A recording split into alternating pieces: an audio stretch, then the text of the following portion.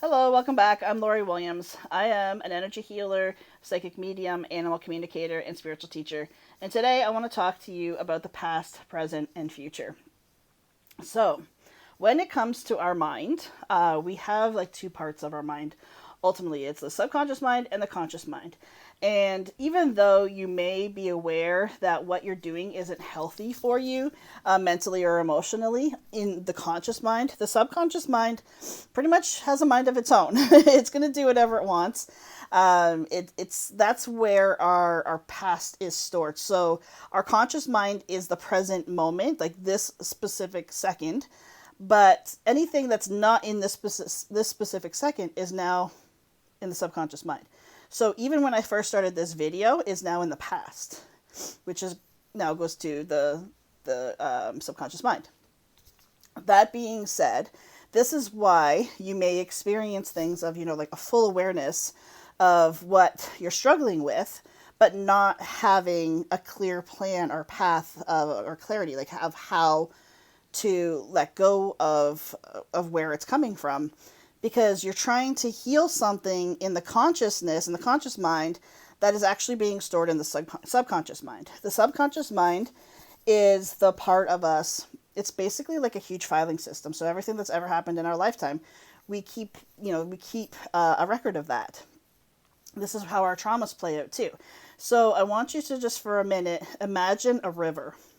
And imagine that this river, when you're born, it runs perfectly straight. It's very smooth. It's all like going in the same direction. It's all, there's nothing in its way at all. And then the first trauma happens. That first trauma is like taking a giant boulder and putting it somewhere in that river. And then the next trauma happens and you're putting another boulder in that river. So eventually what was, a straight line from A to B, kind of a river, now it has to go around these different boulders. These boulders also act as our frame of reference. So let's say, for an example, if you've been cheated on in a past relationship, and even if it was 20 years ago that this happened to you, if you haven't cleared away that boulder, that memory, not so much the memory, it's the emotions around the memory. But if you haven't cleared away that boulder, then as soon as your current significant other starts showing signs, any sign, I mean, it might just be that they're keeping something from you. That doesn't necessarily mean that they're cheating, but your mind is instantly going to go back to that time where you were cheated on. And instantly you're going to assume that your significant other is cheating on you based on the previous experience. This is called being triggered. This is how triggers work. So ultimately, when it comes down to it, is when you notice that you're triggered, to do the emotional work of letting go of that boulder, releasing that boulder, allows that river to run smooth again. You'll still have the memory of it, but you don't have the emotional attachment to it, meaning you don't have anything that is, you don't have a trigger point anymore. So to get you to understand past, present, and future, and why it's so important to stay in the present, I just wanted to go through and explain that so you had a basic understanding of how our conscious mind and our unconscious mind works. So conscious and subconscious, sorry, not unconscious. Sometimes it makes you feel like you should be unconscious, but it's not. There's many times where I'll be like, I know I'm in my subconscious mind, I'll be like, okay, what are we doing up there? Like, okay, what's going on here? But anyway, so the past, literally when you're dragging the past like into your present moment, what's happening is you're literally like, it's like you're dragging those boulders with you. And your subconscious mind, it's because it's programmed there, it does not know the difference between a memory and an actual event. So every time you think of that significant other from 20 years ago cheating on you, it's almost like you're re-traumatizing yourself all over again. Not that you're doing it intentionally. This is not, when I say you, I'm not placing blame or pointing fingers. But what is happening is basically it's like you are re-traumatizing yourself just by replaying that in your mind, because to your subconscious mind, you might as well be experiencing it all over again. It does not know the difference between an actual, like, real life, like in real time event and a memory. So that's where That's where a lot of our pain comes from. That's where a lot of our trauma comes from.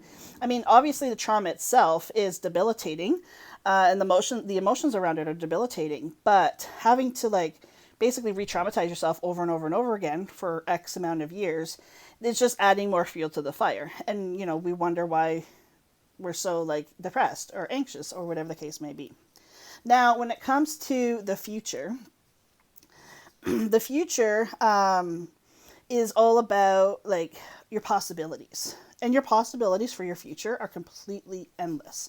I'm actually reading this book for those of you, some people know, I'm not sure how many people know, but I'm writing a dissertation for my PhD. And I'm reading this book. It's by Dr. Joe Dispenza, and it's called Becoming Supernatural, How Common People Are Doing the Uncommon. It's this book right here.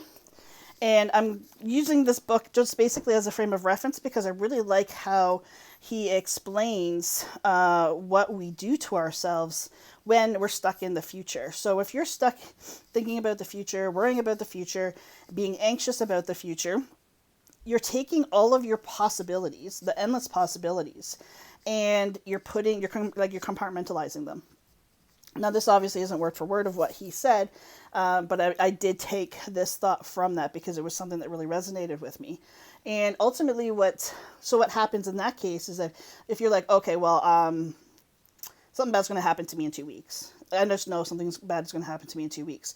And for the next 2 weeks, you're literally worried and concerned and like literally in a state of fear about what's going to happen to you in 2 weeks. You're compartmentalizing and you are setting yourself up for only bad things to happen to you for the next 2 weeks. Because when we have endless possibilities, which is what our future is, being stuck in putting expectations takes away your ability to receive those possibilities. You're like greatly limiting yourself. So, and then obviously causing anxiety. And this is why, in a nutshell, this is why all the experts say depression is caused from being stuck in the past, and anxiety is caused from being stuck in the future or being worried about the future. Anxiousness, anxiety in general, comes from that worry, that fear state of, oh my God, what's going to happen? It's that fear of the unknown that literally causes us to go into panic mode. And it is dragging that past behind you and constantly re-traumatizing over past issues that causes depression, because it's just like we're stuck there. We're stuck in the future. We're stuck in the past. Now, here is where the beauty of the present comes in. First of all, you don't live in the past anymore. You do not live there. That is not your home. That is not your life experience. That is not, 9 times out of 10, it's not even the emotions, the things that you're carrying around. If they're guilt, shame, things like that, they're not even actually yours. They belong to the person that caused the trauma to you. Second of all, being stuck in the future, having anxiety around the future, can definitely be, take away from the possibilities of your future. If you stop to think about truly think about how limitless your future is, and you're going to start putting limits on it by your own expectations. And I mean, let's face it, our human brain, as miraculous as it is, it's basically a built-in computer system. It's also, it kind of runs kind of crappy if we let it. It's almost like I compare it to like dial-up internet service. For those of you that are old enough to remember that, I'm probably aging myself here. But it's like dial-up service versus high speed. It's a difference between the lagging, the constant like trying to get things to hurry up and to like catch up kind of a thing. But ultimately what you want to do is you want to stay in the present, because there is no limits. I'm not saying that there's no pain in the present moment, but right here, right now, you're perfectly safe. Right here, right now, everything is perfectly fine. Right here, right now, whatever it is that you're going through, right here and right now is all that matters. The past doesn't matter. It's already happened. There's not a damn thing you can do or will ever do that you can go back and change that. So put it down. Drop those boulders. Cut those ties between you and those boulders. As far as the future, allow yourself to be excited with the endless possibilities rather than fearful of what potentially could happen. And this is where I do like a lot of soul, I call it soul dreaming. It's like I dream like way bigger than big. Like, I dream like it's like daydreaming, but like extremely escalated. It's I dream of all the impossible things because in the future there is no such thing as impossibility. Everything is possible. And if you can think it, you can dream it. And my attitude is I would rather like, dream way up here and only land here than to dream here and get exactly what I want. I'd rather fail but still get more of what I want, or more like go after more dreams than I ever thought possible. I would rather do that and set my sights high than set my sights low and then just get what I'm expecting. If you dream bigger than big and you only get big, it's still going to be better than setting your sights low. So you can't fail ultimately. And that's when I do that and why I do that soul dreaming is because I refuse to limit my future. I refuse to limit possibility because at the end of the day, it's not just me that's creating my life. I'm only a co-creator of my life. It's me and my source energy that is creating my life. And I'm going to do everything I possibly can to make sure, A, that my energy is clear so that I can be a clear conduit to be able to work through, that I'm going to be able to be someone who is open to possibility and not closed off to it. Now, I mean, is this going to be something that you can change overnight? Absolutely not. But if you stop and think about how many years it's taking you to get to where you are, getting into the anxiety, getting into the depression and the worry and all this kind of stuff, if it takes you the next 2 years, if it takes you the next 10 years to get to this place that I'm talking about, the time's going to pass anyway. Why not make it the best? I look at that with everything. The time is going to pass anyway. Why not make it the best I possibly can? If I choose to make my life better every single day, those days are going to pass anyway. I'm making the choice to make my life better than what it was yesterday. We all have the same choice.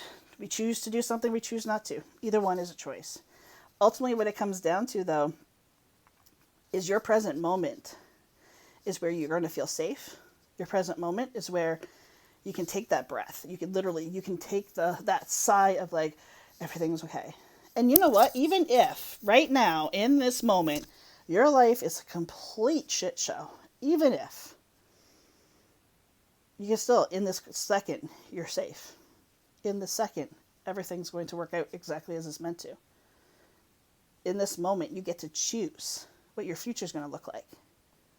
Stop and think about how powerful our moments are, our present moments are. There is no power in the past. We have zero power in the past. There's no power in our future. Our power is now to create the future that we want.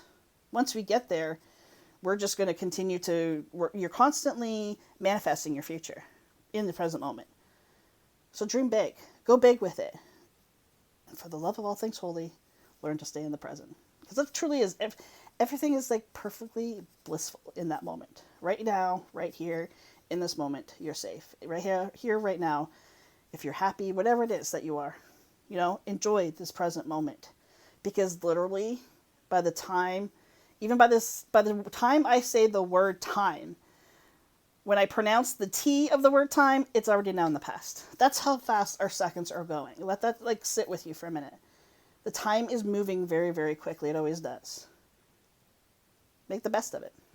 All right. Thank you so much for joining me today. I'll see you back here next time. Until then, take care. Bye for now.